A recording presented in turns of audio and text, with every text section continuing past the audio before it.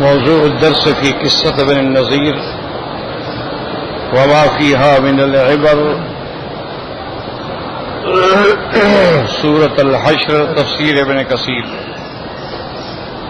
الحمد لله رب العالمين والصلاة والسلام على أشرف الأنبياء وسيد المرسلين سيدنا محمد وعلى آله وأصحابه أجمعين. اللهم صل على سيدنا محمد وعلى آل سيدنا محمد كما صليت على إبراهيم وعلى آل إبراهيم في العالمين إنك حميد مجيد. أعوذ بالله من الشيطان الرجيم. بسم الله الرحمن الرحيم. سبح لله ما في السماوات وما في الأرض وهو العزيز الحكيم. هو الذي أخرج الذين كفروا من أهل الكتاب من ديارهم لأول الحشر ما ظننتم أن يخرجوا وظنوا أنهم مانعتهم حصونهم من الله فأتاهم الله من حيث لم يحتسبوا وقذف في قلوبهم الرعب يخربون بيوتهم بأيديهم وأيدي المؤمنين فاعتبروا يا أولي الأبصار. ولولا أن كتب الله عليهم الجلاء لعذبهم في الدنيا ولهم في الآخرة عذاب النار. ذلك بأنهم شاقوا الله ورسوله ومن يشاق الله فإن الله شديد العقاب. ما قطعتم من لينة أو تركتموها قائمة على أصولها فبإذن الله وليخزي الفاسقين. قال المؤلف والمفسر رحمه الله تعالى أدام النفع بعلومه وعلومكم في الدارين آمين. إلى أن قال يخبر تعالى أن جميع ما في السماوات والأرض من شيء يسبح له ويمجده ويقدسه ويصلي له ويوحده كقوله تبارك وتعالى تسبح له السماوات السبع والأرض ومن فيهن وَإِن مِّن شَيْءٍ إِلَّا يُسَبِّحُ بِحَمْدِهِ وَلَٰكِن لَّا تَفْقَهُونَ تَسْبِيحَهُمْ.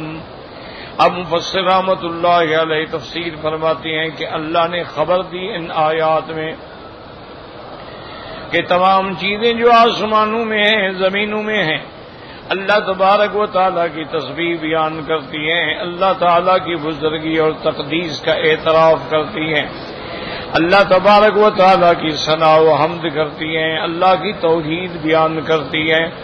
کقولہ تبارک و تعالیٰ جیسے دوسرے مقام پہ اللہ نے فرمایا تسبح لہ السماوات السبع والارض ومن فیہن، اللہ کے لیے آسمان اور زمین اور جو کچھ اس کے اندر ہے سب تسبیح کہتے ہیں.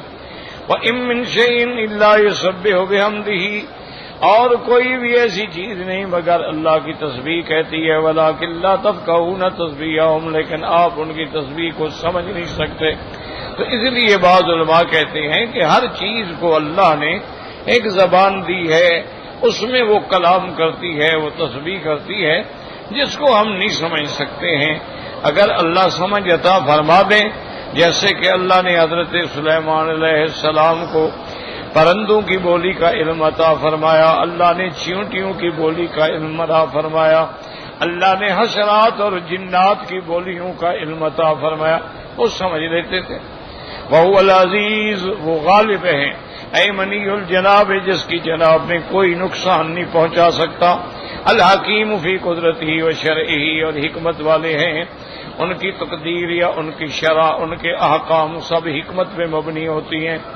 وقوله تبارک و تعالی هو الذی اخرج الذین کفروا من اہل الکتاب، وہی ذات ہے کہ جس نے اہل کتاب میں سے جو کافر تھے بنی نذیر ان کو ان کے گھروں سے نکالا۔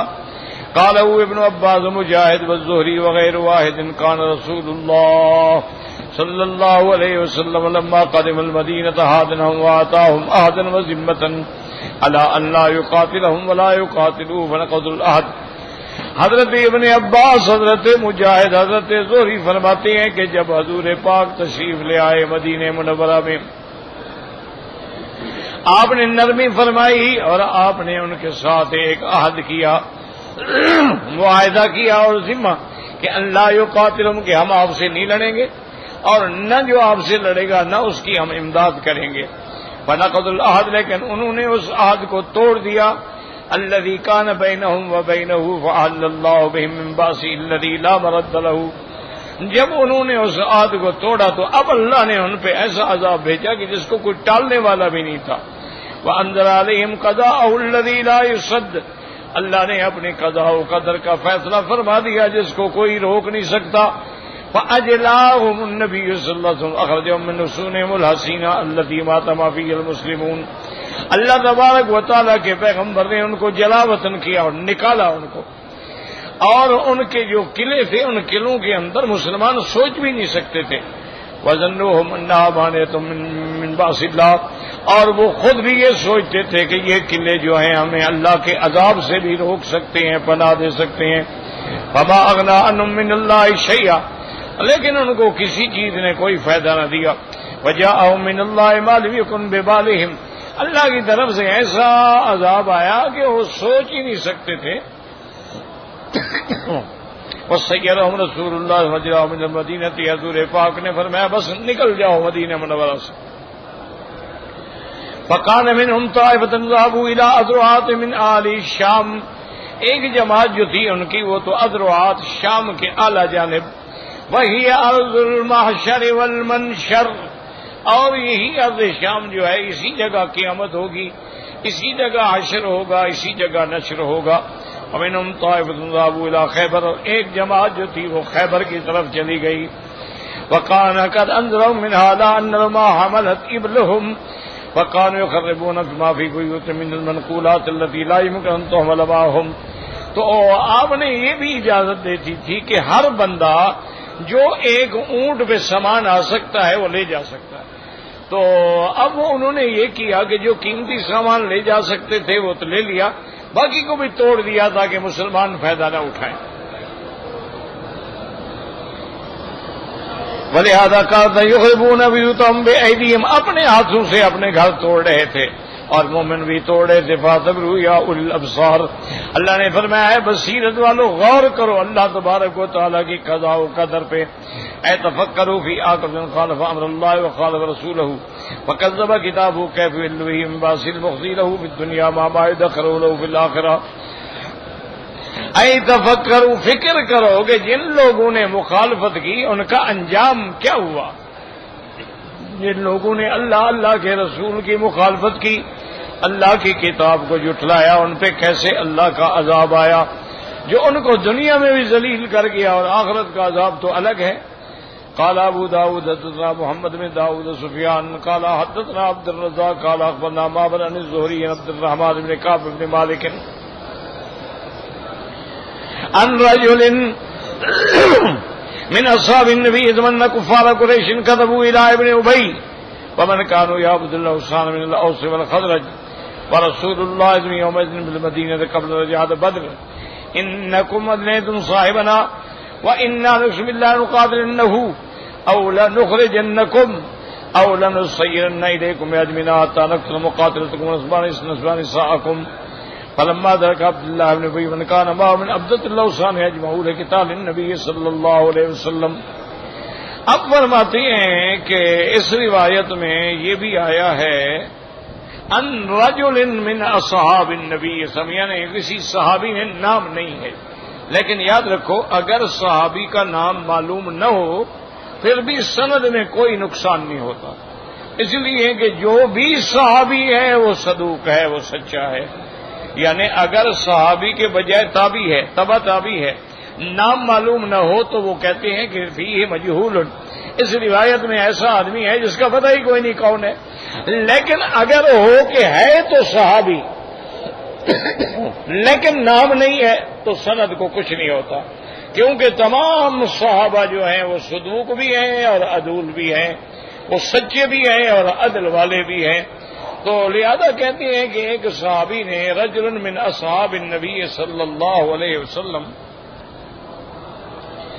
کہ کفار قریش نے ابن ابی جو منافقوں کا سردار تھا ان کو خط لکھا،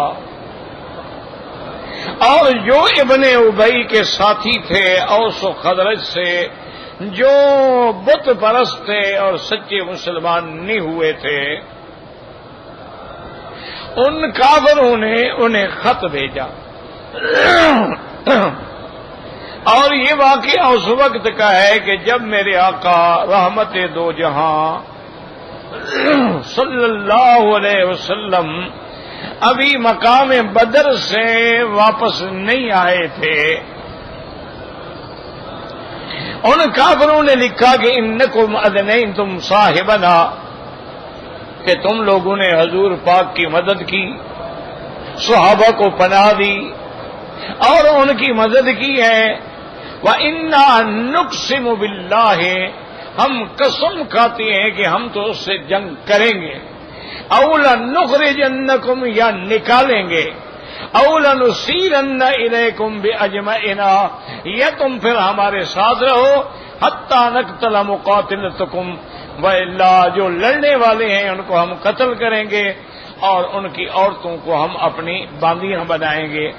فلما ذلك بلغ ذلك عبد الله بن ابي من كان منه معه من عبدة الاوثان اجمعوا لقتال النبي صلی اللہ علیہ وسلم. جب عبداللہ ابن ابی کو مکے والوں کا یہ خط ملا تو اس نے اپنے ساتھیوں کو اکٹھا کیا اور نے کہا بھی تیار ہو جاؤ، ہم خود حضور سے قتال کرتے ہیں. فلما بلغ ذلك النبي صلى الله عليه وسلم لقيهم وقال لقد بلغ وعيد قريش منكم المبالغ ما كانت تكيدكم بأكثر مما تريد أن تكيدوا به أنفسكم يريدون أن يقاتلوا أبناءكم وإخوانكم.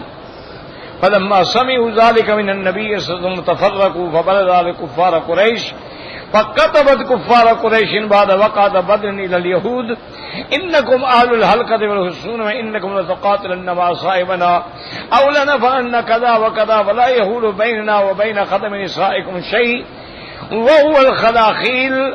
فلما بلغ كتابهم النبي صلى الله عليه وسلم أيقنت بنو النذير بالغدر فأرسلوا إلى النبي صلى الله عليه وسلم أخرج إلينا في 30 رجلا من أصحابك ليخرج منا 30 هبرا حتى نلتقي بمكان النصف وليسمعوا منك فإن صدقوك وآمنوا بك آمنا بك. اب کہتے ہیں کہ جب حضور صلی اللہ علیہ وسلم کو بھی یہ خبر پہنچ گئی، آپ نے فرمایا کہ بھی قریش کی طرف سے دھمکی پہنچ گئی ہے اور جو کچھ تم مکر کرتے ہو اور وہ قتل کرتے ہیں، اور یاد رکھو انہوں نے تمہیں یہ بھی کہا ہے کہ تمہاری اولادوں کو تمہارے بھائیوں کو قتل کریں گے. اب جب ان کو پتہ چلا کہ بھی حضور کو بھی پتہ چل گیا ہے تفرقوا، اب الگ الگ ہو گئے. فبلغ ذلك کفار قریش، کفار قریش کو بھی پتہ چلا کہ بھئی کوئی اب تو وہ خود ان میں پھوٹ پڑ گئی ہے. فكتبت کفار قریش بعد وقعت بدر، کفار قریش نے پھر یہودیوں کو باقاعدہ خط لکھا کہ تم لوگ جو ہو ایک بڑی جماعت ہے اور قلعے ہیں، وَإِنَّكُمْ لَتُقَاتِلُونَ مَعَ صَاحِبِنَا، تم ہر حال میں قتال کرو حضور صلی اللہ علیہ وسلم کے ساتھ، ورنہ ہم تمہارے ساتھ یہ کریں گے یہ کریں گے، اور ہمارے اور تمہارے درمیان میں کوئی قدم، کوئی عورتیں، کوئی جمال نہیں آئے گا. فلما بلغ کتابهم النبی اسم ایقنت بنو النذیر بالقدر، اب جب ان کو پتہ چلا تو بنو نذیر نے فیصلہ کر لیا کہ ہم دھوکہ دیں گے اور غداری کر کے حضور صلی اللہ علیہ وسلم کو قتل کریں گے۔ تو انہوں نے حضور کو پیغام بھیجا کہ یا رسول اللہ صلی اللہ علیہ وسلم آپ 30 آدمی لے کر تشریف لے آئیں، ہم اپنے 30 علماء لے کر آتے ہیں، درمیان میں کسی جگہ بیٹھ جاتے ہیں اور آپس میں مکالمہ کرتے ہیں، اگر ہمارے علماء کو آپ نے قائل کر دیا اور وہ مان گئے، ایمان لے آئے تو ہم بھی سارے ایمان لے آئیں گے۔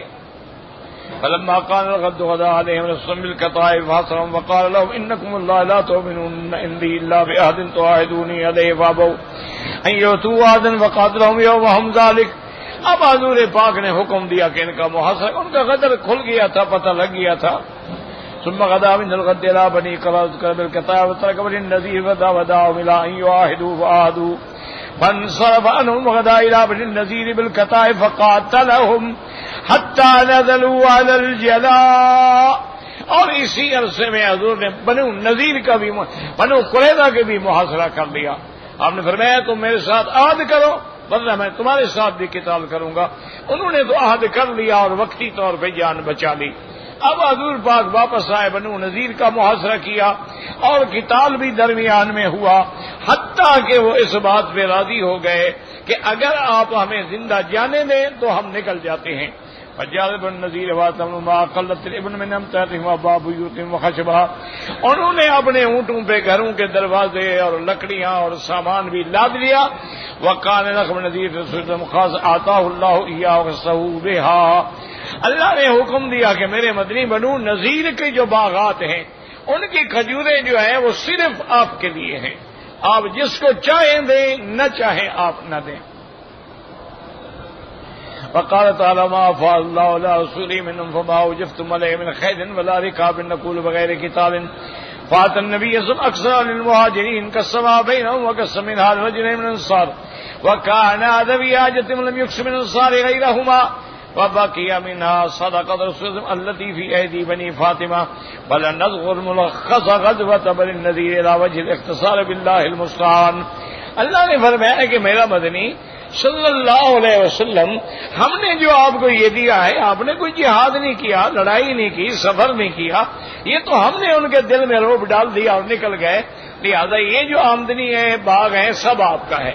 لیکن حضور پاک صلی اللہ علیہ وسلم نے اس کو بھی مہاجرین میں بھی تقسیم کر دیا اور انصار میں جو غریب تھے ان کو بھی آپ نے عطا فرما دیا، اور انہی سے پھر بنی فاطمہ کا جو خرچہ تھا وہ بھی انہی باغ کی کھجوروں کی آمدنی سے ہوتا تھا، تو حضور پاک نے اپنی ذات کے لیے نہیں رکھا۔ اب مفسر فرماتے ہیں کہ میں مختصر طریقے سے قصہ بنی نذیر جو ہے ذکر کرتا ہوں۔ وقان سب ذلك فيما ذكروا اصحاب المغازي والسير انه لما قتل اصحاب رمونه من اصحاب رسول الله رضي الله عنهم وكانوا 70 وابرد منهم امر بن اميه الزمري فلما كان في اثناء الطريق راجعا المدينه قتل رجلين من بني عمرو وكان معهما احد من رسول الله ما لم يعلم به امر فلما رجع اخبر رسول وقال رسول الله قد قتلت رجلين لأدينهما او كان بين بني النذير بني عمرو حق واحد رسول الله بني النذير استين في دية زين كذا وقال من هذا بني النذير ظاهر المدينة الإسلامية منها شرقيها۔ اب مفسر فرماتے ہیں کہ اصحاب مغازی نے اور اصحاب سیر نے جو واقعہ لکھا ہے وہ یہ ہے کہ اصحاب بئر معونہ، یہاں میرے مدنی سرکار کے صحابہ جو تھے 70 صحابہ کو شہید کر دیا گیا، اور ایک صحابی جو تھے وہ جان بچا کے نکلے۔ اب مدینہ منورہ میں وہ آ رہے تھے کہ ان کو راستے میں 2 آدمی جو ہیں وہ مل گئے، وہ بنی عامر کے قبیلے کے تھے، ان کے ساتھ حضور کا معاہدہ تھا۔ اس بندے کو پتہ نہیں تھا، اس نے دونوں کو قتل کر دیا۔ جب حضور کی خدمت میں آیا، آپ نے فرمایا یہ تم نے کیا کیا ہے؟ ہمارا تو ان کے ساتھ معاہدہ ہے۔ اس نے کہا یا رسول اللہ میں سمجھ نہیں سکا، آپ نے فرمایا اس قبیلے والوں کو بھی تمہارے 2 آدمی میرے ساتھی نے ناجائز قتل کر دیے ہیں، اگر راضی ہو جاؤ تو ہم تمہیں دیت دے دیتے ہیں۔ انہوں نے کہا ٹھیک ہے دیت دے دیں۔ تو اب حضور نے چونکہ معاہدہ تھا یہود کے ساتھ کہ ایک دوسرے کی مدد کریں گے، تو حضور نے یہودیوں کو بھی لکھا کہ ہم نے 2 آدمیوں کی دیت دینی ہے، اس مسئلے میں تم ہماری مدد کرو۔ انہوں نے کہا کہ ٹھیک ہے جی ہم بھی مدد کرنے کے لیے تیار ہیں۔ اور یہ بنو نذیر جو ہے مدینہ منورہ سے 2-2.5 میل کے فاصلے پہ ہیں شرق کی جانب میں۔ قال محمد صاحب مثال کتاب یسیر ثم خرج رسول اللہ صلی اللہ علیہ بنی نذیر یستعینون فی دیتین کالقتیلین من بنی عامر اللذین قتلہما عمر بن امیۃ الزمری للجوار الذي كان رسول عقد لهما فيما حدثني يزيد بن رومان۔ اب آپ جو ہیں تشریف لے گئے تاکہ دیت میں ان سے مدد لیں۔ وكان بين بني النذير وبني عامر عقد وحلف فلما اتاهم رسول يستعين في ديتين القتيلين قالوا نعم يا ابا القاسم نعينك على ما احببت مما استعنت بنا عليه ثم خلا بعد میں وقالوا انك من تجر رجلا مثل هذه واسم الى جنب جدار من بيوتهم فمن رجل يعلو على هذا البيت قال صخرة ويرينا منه فانتدب لذلك عمرو بن جحاش بن كعب احدهم فقال انا لذلك فصعد ليلقى صخرة كما قال سبحانه من صافيهم بكر عمر رضي الله عنهم وتعالى الخبر من السماء بما اراد لكم وقام وخرج راجعا الى المدينة۔ حضور صلی اللہ علیہ وسلم تشریف لے گئے۔ انہوں نے کہا کہ یا رسول اللہ ہم بالکل حاضر ہیں، مدد کرنے کے لیے تیار ہیں، آپ تشریف رکھیں تاکہ ہم لوگوں کو بلائیں اور پھر چندہ کر کے آپ کی مدد کریں۔ حضور تشریف فرما ہوئے، آپ کے ساتھ حضرت ابو بکر بھی ہیں، حضرت عمر بھی ہیں۔ جب یہودی علیحدہ ہوئے تو کہنے لگے یار ایسا موقع تو پھر کبھی نہیں ملے گا، اکیلے ہیں حضور اور ہمارے قلعے کی دیوار کے نیچے بیٹھے ہیں، کوئی آئے نہیں اوپر چلا جائے اور اوپر سے پتھر برسا دے، بات ختم ہو۔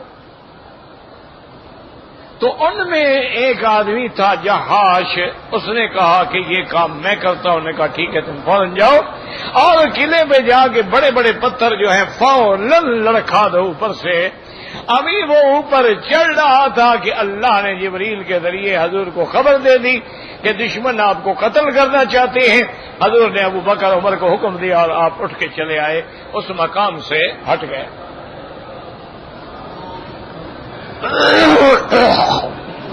فلما استلبس النبي صلى الله عليه وسلم وقال فلقوا رجل من المدينة سألوا عن وقائع داخل المدينة فأقبل رسول الله صلى الله عليه وسلم انطلق فلما كان يهود أرادت من الغدر به۔ اسی طرح کچھ دیر گزری حتیٰ کہ حضور پاک بھی تشریف لائے اور ان پہ یہودیوں کا غدر بھی کھل گیا۔ وَأَمَرَ رَسُولُ بِالتَّائِلِ بِن مَسِيرِ إِلَيْهِمْ، آپ نے حکم دیا کہ بس اب چڑھائی کرو، ان کے محاصرہ کر لو۔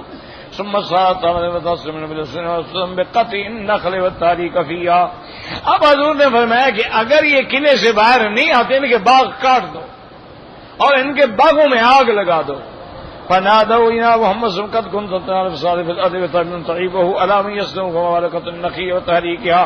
انہوں نے کہا حضور آپ تو کہتے ہیں کہ دنیا میں فساد نہ ہو، آپ ہمارے باغ کیوں کاٹ رہے ہیں، کیوں جلا رہے ہیں؟ وقد كان راد بن يوف بن خالد بن عبد الله بن ابي بن سلول وودية مالك بن قوقل السويدي وداعس قد واسولا بن الذي نسبته وتمنعوا۔ عبداللہ ابن ابی نے اور ودیہ، مالک، سوید، داعش، ان سب نے یہودیوں کو لکھا کہ تم جمے رہو، کوئی فکر نہ کرو، ہم تمہاری مدد کریں گے۔ فإنا لنسلكم كنتم قاتلنا معكم وختمنا معكم وتبصروا بذلك من النصر ولم يفروا فقد في كل من فصار رسل أن يجيهم كفا دمائهم على أن ما أخذ من أموالهم إلا الحلقة فعلوا۔ اس کے بعد جب وہ گھبرا گئے تو ان نے کہا کہ یا رسول اللہ مہربانی کریں، ہمارے باغ نہ جلائیں، ہمیں قتل نہ کریں، ہمیں راستہ دے دیں، ہم ملک آپ کا چھوڑ کے نکل جائیں گے، لیکن ایک ایک اونٹ کا سامان ہمیں لے جانے دیں۔ حضرت فرمایا لے جاؤ۔ فاطمہ ما سئل وكان من يهدم بيت وني جاء في بابه ويزور ظهر بيري وانطلق به حتى کہ دروازے بھی کھول کے لے گئے. فخرج الى خير من صاحب الشام وخلوا الانوار وقال رسول الله خاصته يدعوها حيث يشاء. اب وہ اپنا باقی مال جو تھا وہ چھوڑ گئے.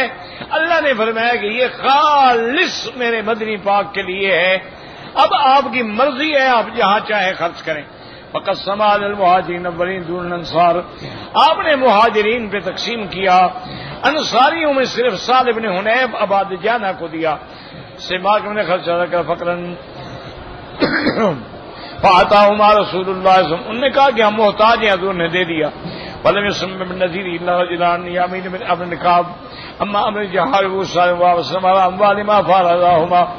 بنو نذیر میں سے صرف 2 آدمی جو ہیں وہ اسلام لے آئے، تو حضور پاک نے ان کا اسلام بھی قبول فرما لیا اور ان کو پناہ بھی عطا فرما دی. قال ابن صاحب قدسی بعد والیا من سم کا قال یامین الم تر ما لقیت من ابن امک وما هم به من شانی. حضور پاک نے آل یامین سے کہا کہ دیکھو تمہارے چاچے کی اولادوں نے کیا کیا اور میرے بارے میں کیا کیا انہوں نے مکر کیے ہیں. وجعل یامین ابن رجل جعلا رایت امن بجاہر فقط فیما یزمونا. قال ابن صاحب نصیب النذیر سورۃ الحج بھی اسریا، اس نے پھر عمر ابن جہاش کو قتل کر دیا. پھر یہ سورت جو ہے اتری اسی حال میں. والذی اخرج الذین کفروا من اہل الکتاب یعنی بن نذیر من دیارہم لاول الحشر. قال ابن ابی آدم حدثنا ابی قال حدثنا ابن ابی عمر قال حدثنا سفیان ابی سالم بن باز قال من شک فی ان عبد الماشاء ہونا الشام اقرا. بعض لوگ جو کہتے ہیں کہ بھئی شام ارض محشر نہیں ہے تو وہ قرآن پڑھے، قرآن نے خود لکھا ہے هم الذین اخرج الذین کفروا من اہل الکتاب من دیار اول الحشر قال لهم رسول اخرجوا قالوا الى اين قال الى ارض المحشر. حضرت نے فرمایا نکل جاؤ مدینے سے. کہنے لگے یا رسول اللہ ہم کہاں جائیں؟ آپ نے فرمایا ارض محشر، شام جاؤ. ودنا وسجد ابو سامان ابن قال ما رسول بن قال هذا اول الحشر. آپ نے فرمایا یہ تو پہلا جلا ہے، انا علی اللہ سے اس کے بعد بھی ہوگا. ورواه جرير مندار ان ابن ابي عدي ان اوف الحسن به والله اعلم.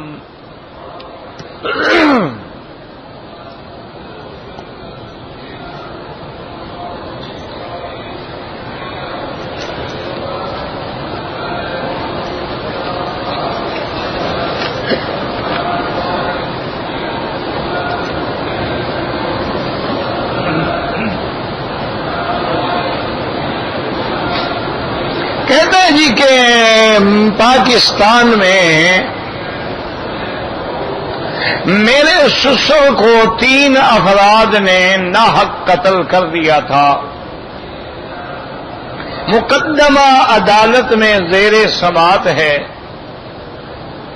اب مقامی حضرات جو ہیں ملزمان کے والدین معافی مانگتے ہیں. میرا بھائی بات یہ ہے کہ اللہ نے آپ لوگوں کو اختیار دیا. اگر آپ چاہیں تو اپنے مقتول کے بدلے میں صحیح قاتل جو ہیں ان سے قصاص لے سکتے ہیں کہ انہیں بھی سزائے موت ملے، انہیں بھی قتل کیا جائے. یہ آپ کا حق ہے. اور اگر آپ چاہتے ہیں کہ دیت پہ راضی ہو جائیں تو پھر آپ دیت بھی لے سکتے ہیں. اور پھر وہ جو مقتول ہے اس کے جو شرعاً وارث ہیں ان سب میں شریعت کے مطابق وہ دیت تقسیم ہوگی. لیکن سارے رشتہ دار دیت پہ راضی ہوں، یہ بات یاد رکھو. مثلا اس کے 4 وارث ہیں، ایک راضی نہیں ہوتا تو پھر دیت نہیں ہوگی. اگر وہ 4 راضی ہو جائیں تو پھر دیت لینا جو ہے وہ صحیح ہوگا. اس کے بعد اس بندے پر دنیا میں سزا سے وہ بچ جائے گا. اب اس کو پھر 2 مہینے کے لگاتار روزے بھی رکھنے ہوں گے، توبہ بھی کرنی ہوگی، کیونکہ حقوق العباد تو ادا ہو گئے، حق اللہ تو باقی ہے. کہ بندہ جو ہے وہ تو اللہ کی ملک ہے نا، اس نے کیوں قتل کیا؟ ایک اس میں بندوں کا حق ہے وہ دیت لے لی، لیکن اللہ کا جو حق ہے وہ تو باقی ہے. اس کے لیے اس توبہ بھی کرے گا اور 2 مہینے کے لگاتار روزے بھی رکھے گا تاکہ اللہ تبارک و تعالیٰ پھر اس کو جہنم کے عذاب سے بچا لیں. ورنہ کسی مومن کا قتل کرنا جو ہے یہ تو اتنا بڑا جرم ہے کہ اللہ نے قرآن میں فرمایا من یقتل مؤمنا متعمدا فجزاؤہ جہنم خالدا فیہا، اس کے لیے ہمیشہ جہنم. حالانکہ ہمیشہ جہنم تو کافر کے لیے ہوتی ہے. وغضب اللہ، اللہ کا غضب، اللہ کی لعنت، اللہ کے عذاب جہنم، یعنی کوئی ایسا لفظ نہیں ہے جو قتل میں نہیں آیا. اور اسی لیے حدیث مبارک میں آتا ہے کہ ایک انسان کا قتل جو ہے وہ پوری انسانیت کا قتل ہے. اسی طرح حدیث میں آتا ہے کہ انسان کی خون کی عظمت جو ہے وہ اللہ کو اپنے کعبے سے بھی زیادہ عزیز ہے، کعبۃ اللہ سے بھی زیادہ شرف ہے. اور اسی کے ساتھ ایک حدیث یاد رکھیں، میرے آقا کی حدیث مبارک ہے بشر القاتل بقتل ولو بعد حین. آپ نے فرمایا جو کسی بندے کو قتل کرے اس کو کہہ دو کہ تم نے بھی قتل ہونا ہے چاہے کتنی مدت گزر جائے. اگر تم نے کسی کو قتل کیا ہے ایک دن تم بھی قتل ہو جاؤ، کیونکہ یہ بہت بڑا جرم ہے انسانیت کا قتل. اور اللہ تبارک و تعالی معاف فرمائے، لیکن اللہ نے ایک حل رکھا ہے. بعض اوقات برادری ہوتی ہے، رشتہ داری ہوتی ہے. ایک بھائی قتل ہو گیا، ایک بھائی باقی ہے وہ پھانسی چڑھ جائے، تو اس لیے اللہ نے دیت بھی رکھی ہے. اور تمہیں یہ بھی سمجھ لو کہ دیت شروع کیسے ہوئی. عبد المطلب نے جو حضور کے دادا تھے، یہ زمزم کا پانی جو ہے یہ گم ہو گیا. گم ہونے کا کیا معنی، بات کو سمجھیں کہ مثلا یہ کنواں تھا نا جی، کنواں تو یہ کعبہ شریف کی جو زمین ہے نا یہ ایسے ہے جیسے ایک پیالہ ہو، یعنی ہر طرف سے زمینیں اونچی ہیں، کعبہ شریف بالکل عین پیالے کی طرح وادی ہے. اب یہ ہوا کہ جب پہاڑوں سے بارش کا پانی آتا ہے، ہمیں یاد ہے میں اس وقت چھوٹا تھا پڑھتا تھا کہ بارش کا پانی جو ہے حرم میں داخل ہوا، یہ پنکھے ہیں نا یہاں تک پانی پہنچا ہوا تھا، آدھا کعبۃ اللہ ڈوبا ہوا تھا. لیکن اللہ کی شان طواف اس وقت بھی بند نہیں ہوا. لوگ لکڑیوں پہ اور سائیکل کی ٹیوبوں پہ اور تیر کے بھی طواف کر رہے تھے. یعنی اتنا بڑا پانی کہ یہاں پر آ کے چھتوں پنکھے تک پہنچا ہوا تھا. کیونکہ جتنا پانی گرتا ہے عرفات سے گرتا ہے، جبل نور سے گرتا ہے، ان جبال سے پانی گرتا ہے، جعرانہ کے راستے سے پانی گرتا ہے، وہ سارے کا سارا حرم سے گزرتا ہے. اسی لیے جنت المعلی جو ہے یہ اصل میں اعلی سے ہے، یعنی مکے کا اونچا حصہ ہے، اور یہ محلہ مسبلہ ہے یہ مکے کا نیچے کا حصہ ہے. تو وہاں سے جو پانی آئے گا یوں گزرے گا. انہوں نے حرم کے نیچے ایک نالا بنایا ہے بڑا، وہ پانی اسی نالے میں آ کے نیچے سے نکل جاتا ہے.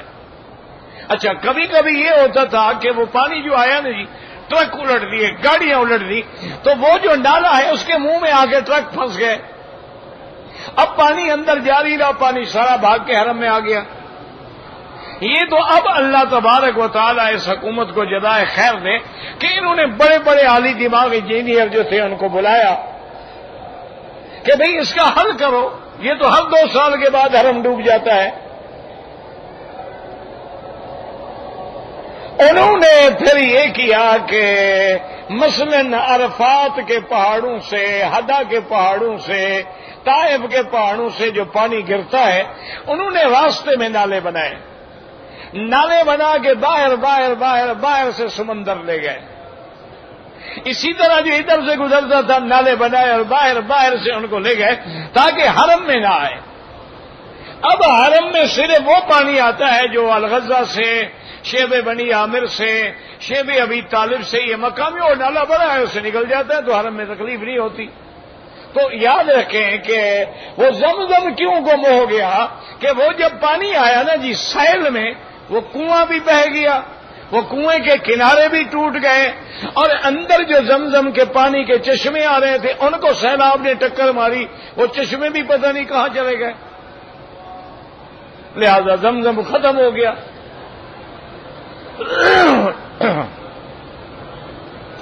عبد المطلب نے منت مانی، اس نے طواف کیا اور طواف کر کے ملتزم پہ کھڑا ہو کے اس نے کہا کہ یا اللہ، میں خالصتاً تیرے نام پہ منت مانتا ہوں، اگر زمزم کا کنواں مجھے مل جائے، پانی مل جائے، میں تیرے راستے میں اپنی اولاد میں ایک بیٹے کو ذبح کروں گا۔ یہ جو رسمیں ہیں نا جی بندوں کا ذبح کرنا، جیسے ہندو بھی کرتے ہیں نا، اپنی دیوی کی بھیڑ چڑھاتے ہیں، اس کے قدموں میں دان دیتے ہیں، بھیڑ چڑھاتے ہیں، اللہ معاف کرے۔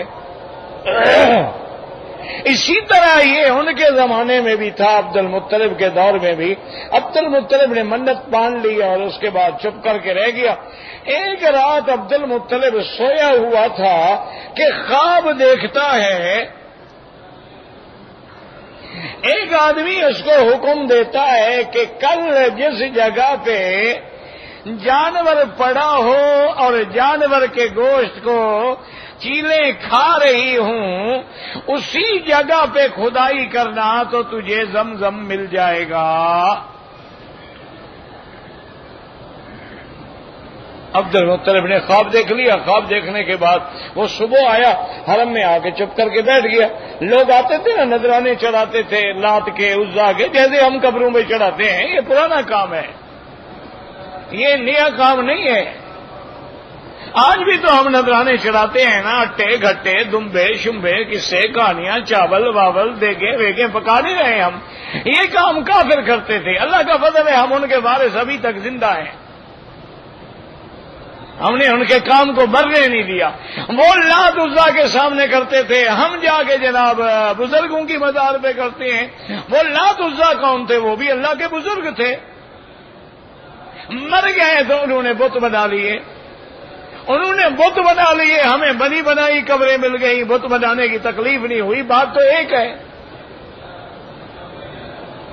اب عبد المطلب نے دیکھا کہ بھی ایک جانور ذبح ہو گیا ہے، بیٹھا رہا دیکھتا رہا، اور دیکھا تھوڑی دیر کے بعد چیلیں آ رہی ہیں اور گوشت وہاں سے نوچ کے لے جا رہی ہیں۔ عبد المطلب سمجھ گیا کہ میرا خواب سچا ہے، یہی جگہ ہے، لیکن اس نے دل میں راز رکھا، بتایا کسی کو نہیں، اور رات کو اس نے سارے بیٹوں کو جمع کیا۔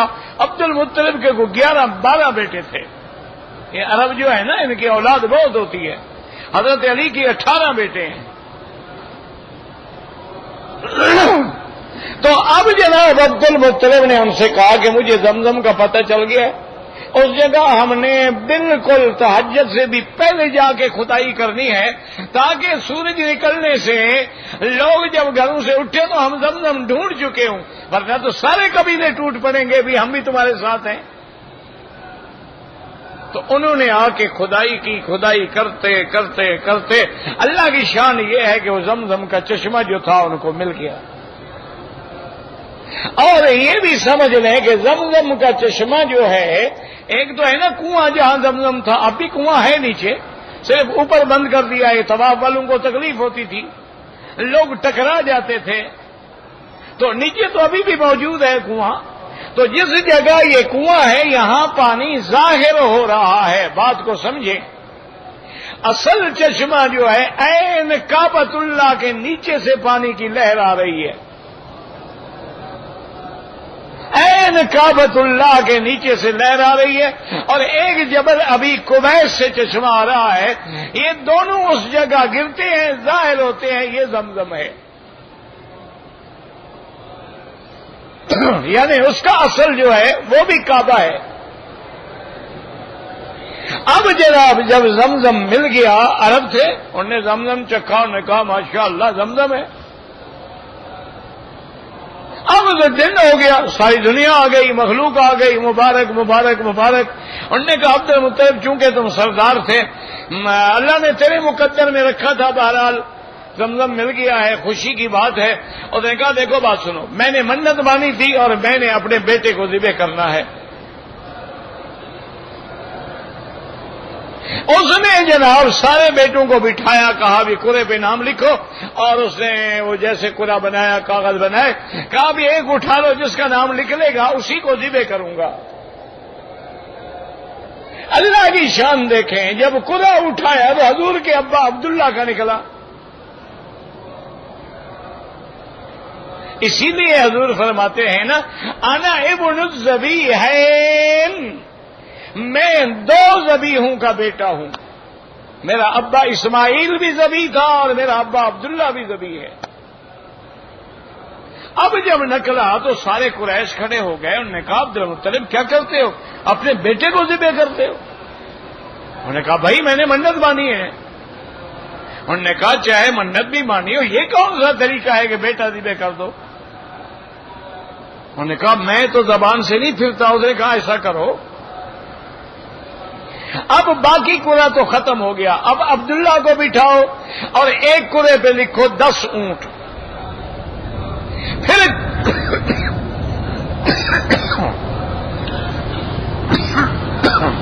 لا حول ولا قوة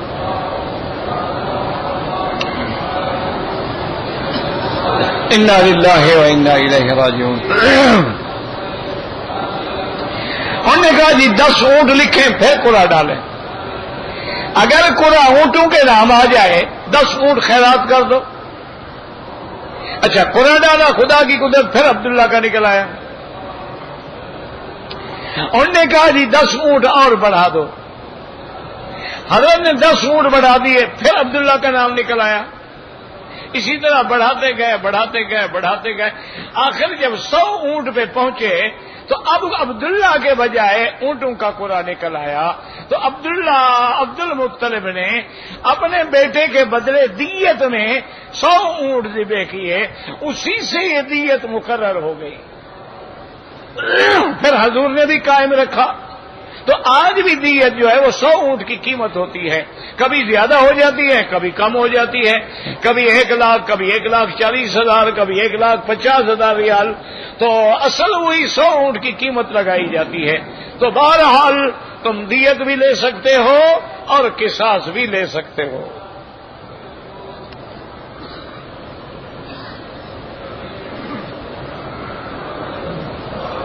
پتہ نہیں مدینہ منورہ سے جو قوم ایمان لاچو کاٹا کون ٹاکا، پتہ نہیں کیا ہے، کون سی زبان ہے،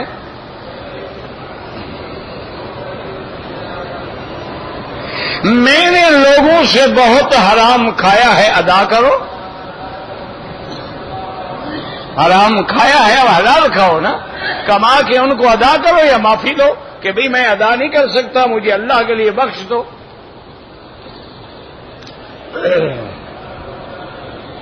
حجر اسود کے علاوہ بوسہ دینا ناجائز ہے۔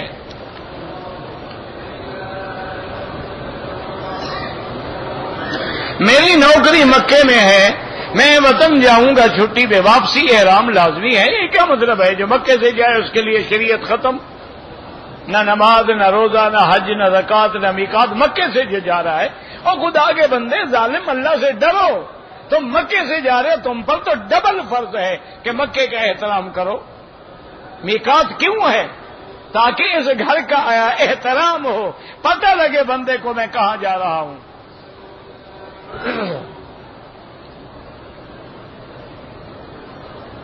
جو لوگ وطن جاتے ہوئے طواف الوداع کے بعد الٹے چلتے ہیں وہ ناجائز ہے۔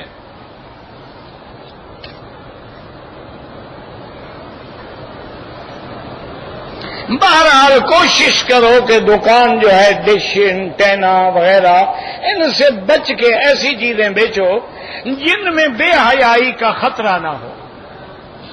آج میرا بیٹا صاف ظاہر ہے، خبریں سننی ہو تو ٹی وی پہ آ جاتی ہیں، بھائی ڈش لگانے کی کیا ضرورت ہے؟ ڈش وغیرہ تو وہی لگاتے ہیں نا جنہوں نے گندی فلمیں دیکھنی ہیں، تاکہ 400 چینل ہوتا ہے، ساری رات بیٹھ کے منہ کالا کرتے رہتے ہیں۔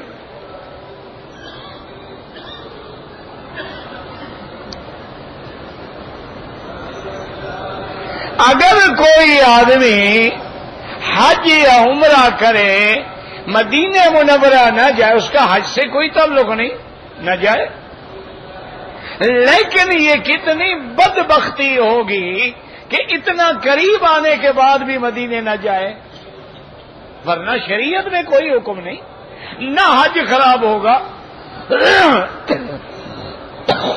اور نہ عمرہ خراب ہوگا، کیوں؟ حج ہے، زیارت مدینہ منورہ الگ چیز ہے۔ اسی لیے جو عاشق ہیں نا ان کے تو نرالے فیصلے ہوتے ہیں نا۔ مولانا روم کے بارے میں شاید یا کسی اور بزرگ کے بارے میں لکھا ہے تاریخ میں کہ جب وہ حج پہ آئے، حج کر کے واپسی کی تیاری کر لی، سب ساتھیوں نے کہا کہ حضرت مدینہ شریف نہیں جانا ہے، فرمایا نہیں، چلے گئے۔ وہاں جب پہنچے تو لوگوں نے تنگ کر دیا کہ حضرت مدینہ نہیں گئے۔ انہوں نے کہا یار مجھے شرم آیا کہ میں گیا تو حج پہ تھا نا، چلو مدینہ بھی دیکھ لوں، نہیں اب میں صرف مدینہ مسجد نبی کے لیے جاؤں گا۔ انہوں نے کہا میں نہیں چاہتا تھا کہ میری محبت میں فرق آئے، یہ اپنے اپنے ذوق کی بات ہے، بہرحال حج عمرہ نہیں کچھ نہیں ہوتا۔ کہتے جی کہ ہمارے یہاں غوث اعظم ہے، کہیں غوث پاک ہے، یہ سب نام غلط ہیں، غوث صرف اللہ کی ذات ہے، کوئی غوث نہیں ہو سکتا۔ یا غیاث المستغیثین اغثنا، یا غیاث اغثنا، یا غوث اغث، یہ تو اللہ کا نام ہے، بندہ کیسے غوث ہو گیا؟ یہ تو جاہلوں نے بنا دیا، کہیں داتا بنا دیا، کہیں غوث بنا دیا، بس ان کی یہی مہربانی ہے کسی پیر کا نام اللہ نے رکھ دیا۔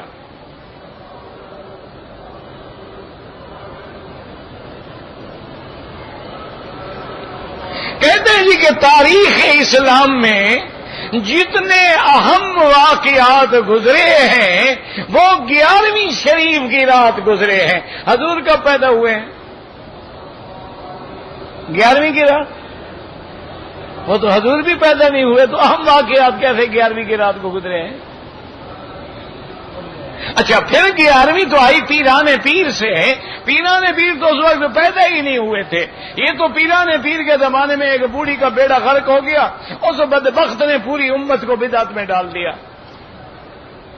اس کا کیا تعلق ہے اسلام سے کہ بڑے بڑے واقعات پیش آئے؟ اچھا آدم علیہ السلام کس تاریخ کو پیدا ہوئے؟ نوح علیہ السلام 1,24,000 پیغمبر کس تاریخ کو پیدا ہوئے؟ حضرت ابو بکر، عمر، عثمان و علی کس تاریخ کو پیدا ہوئے؟ پھر ہر تاریخ کے لیے ماشاءاللہ 11ویں مناؤ، کبھی 11ویں، کبھی 12ویں، کبھی 18ویں، کبھی 13ویں، یعنی مسلمان اسی 11ویں میں رہے گا۔ کیسا دشمن نے الجھایا ہے کہ کہ امت روایات میں کھو گئی۔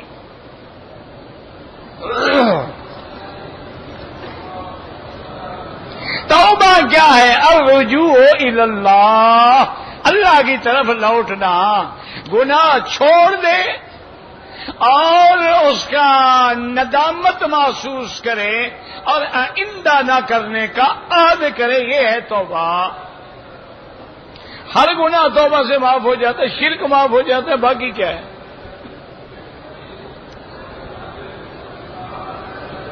کہتے ہیں جی کہ امت میں سے ایک جماعت ایسی ہونی چاہیے جو دین کی طرف بلائے، بالکل ٹھیک ہے، تو اب تو ہے دنیا میں الحمدللہ، تبلیغ والے بھی ہیں، تحفیظ والے بھی ہیں، تدریس والے بھی ہیں، قرآن والے بھی ہیں، تزکیہ والے بھی ہیں، جماعتیں کام کر رہی ہیں۔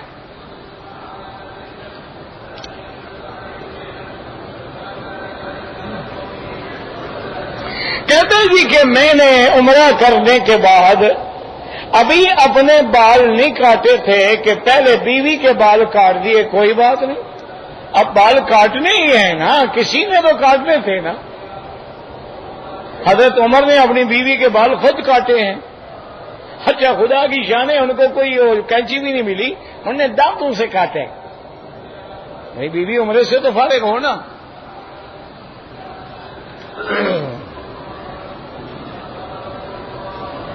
ہم انڈیا سے آئے ہیں، احرام انڈیا سے نہیں باندھا، ابھی تک عمرہ بھی نہیں کیا، ماشاء اللہ واہ، کرنے کیا آئے ہو جناب؟ یہاں زیارت کرانی تھی۔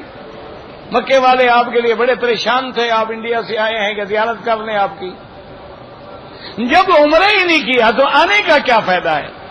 اب فوراً مدینہ شریف چلے جائیں، وہاں سے احرام باندھ کے عمرہ کریں، تو پھر آپ دم سے بچ جائیں گے، ورنہ ایک دم بھی دینی پڑے گی اور اپنے اصل عمرے سے بھی محروم ہو گئے۔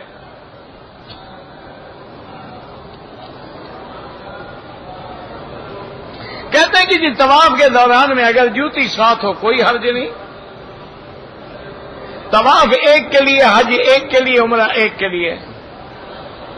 اگر کسی نے بیوی کو پیار کرتے ہوئے اس کے پستان چوس لیے، نہیں بڑی اچھی بات ہے بھائی، بیوی کی بیوی بھی ہو گئی، دودھ کا انتظام بھی گھر میں ہو گیا،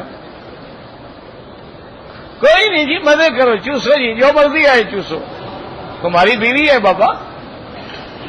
اور اگر فلمیں دیکھتے رہے نا انشاءاللہ پیشاب بھی چوسو گے، تیاری کرو، یہاں تک تو آ گئے ہو نا، باقی کتنا نیچے جانا ہے، بالکل تیار رہیں آپ۔ انا للہ و انا الیہ راجعون۔ حیا یہ ہے کہ بی بی عائشہ جیسی بیوی ہو اور خاوند میرا محمد مصطفیٰ ہو، لیکن بیوی فرماتی ہیں واللہ ما رأى منی، مجھے خدا کی قسم ہے میرے بدن پہ حضور نے کبھی نظر نہیں ڈالی۔ یہ ہے حیا۔ تم تو ماشاءاللہ ابھی پستان چوسنے لگے ہو، پہلے ہم نے شوہر سمجھا تم بچے بن گئے ماشاءاللہ۔ بالکل جی بالکل مزے سے دودھ پیو، بلکہ کچھ رکھ لیا کرو، دوست آئے اسی کی چائے پکا کے پلاؤ کہ جناب یہ نایاب تحفہ ہے، آپ کو بازار میں نہیں مل سکتا۔ انا للہ و انا هل هاجر رسول الله الى الحبشة لا هاجر اصحابه ما هاجر النبي صلی اللہ علیہ وسلم الا الى المدینة المنورہ۔ بیٹی کا نام حرم عائشہ، حرم کیا مطلب؟ عائشہ رکھے، یہ کیا حرم؟ بیوی کا نام عائشہ رکھو، بیٹی کا نام عائشہ رکھو، یہ پتہ نہیں ہمارے ہاں 10 نام جو رکھتے ہیں یہ تو غلط ہے۔ اللہم صلی علی سیدنا محمد وعلی آل سیدنا محمد کما صلیت علی ابراہیم وعلی آل ابراہیم فی العالمین انک حمید مجید۔ بسم اللہ ما شاء اللہ لا قوت الا باللہ، ما شاء اللہ لا يصرف السوء الا اللہ، ما شاء اللہ لا يسوق الخیر الا اللہ، ما شاء اللہ ما كان من نعمت فمن اللہ، ما شاء اللہ لا حول ولا قوت الا باللہ، لا حول ولا قوت الا باللہ العلی العظیم، لا حول ولا قوت الا باللہ، لا ملجأ ولا منجأ منک الا الیک، لا حول ولا قوت الا باللہ، لا ملجأ ولا منجأ منہ الا الیہ۔ اللہم انا نسألک باسمائک الحسنى وصفاتک العلیٰ، اللہم اجعل لنا وللمسلمین من کل ہم فرجا ومن کل ضیق مخرجا ومن کل بلاء عافیا۔ اللہم انصر الاسلام والمسلمین، اللہم انصر المجاہدین فی کل مکان، اللہم اہلک اعداءک اعداء الدین، اللہم احفظ سائر بلاد المسلمین وہذا البلد الامین فاجعلها آمنا مطمئنا سخاء رخاء الى یوم الدین برحمتک یا ارحم الراحمین۔ یا اللہ بیماروں کو شفا عطا فرما، یا اللہ بیماروں کو شفا عطا فرما، یا اللہ بیماروں کو شفا عطا فرما، یا اللہ بے حیاؤں کو حیا عطا فرما، بے دینوں کو دین عطا فرما، بے اولادوں کو اولاد عطا فرما، جن کی اولاد ہے ان کو صالح بنا، جن کے گھروں میں بچیاں ہیں رحمت کے رشتے نصیب فرما، بے روزگاروں کو روزگار عطا فرما، قرض داروں کے قرض ادا فرما، جن کا رزق تنگ ہے ان کے رزق میں برکتیں عطا فرما۔ یا اللہ ہمیں مانگنا نہیں آتا، بغیر مانگے عطا فرما۔ یا اللہ پوری دنیا میں مسلمان جس ملک میں ہیں، جس جگہ میں ہیں، ان کی جان مال آبرو عزت کی حفاظت فرما۔ یا الہ العالمین مسلمان کشمیر میں ہے، مسلمان فلسطین میں ہیں، مسلمان عراق میں ہیں، مسلمان عرب میں ہیں، مسلمان عجب میں ہیں، ہندوستان میں ہیں، بنگلہ دیش میں ہیں، پاکستان میں ہیں، یا اللہ فضا میں ہیں، ہوا میں ہیں، بر میں ہیں، باہر میں ہیں، ان کی جان مال آبرو عزت کی حفاظت فرما۔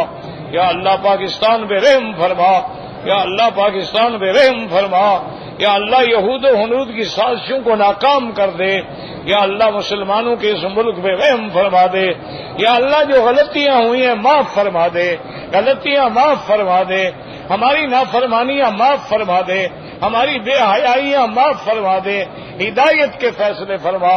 ربنا آتنا فی الدنیا حسنۃ وفی الآخرۃ حسنۃ وقنا عذاب النار۔ صلی اللہ تعالی علی خیر خلقہ سیدنا محمد وعلی آلہ وصحبہ اجمعین۔ اللہم صل علی سیدنا محمد۔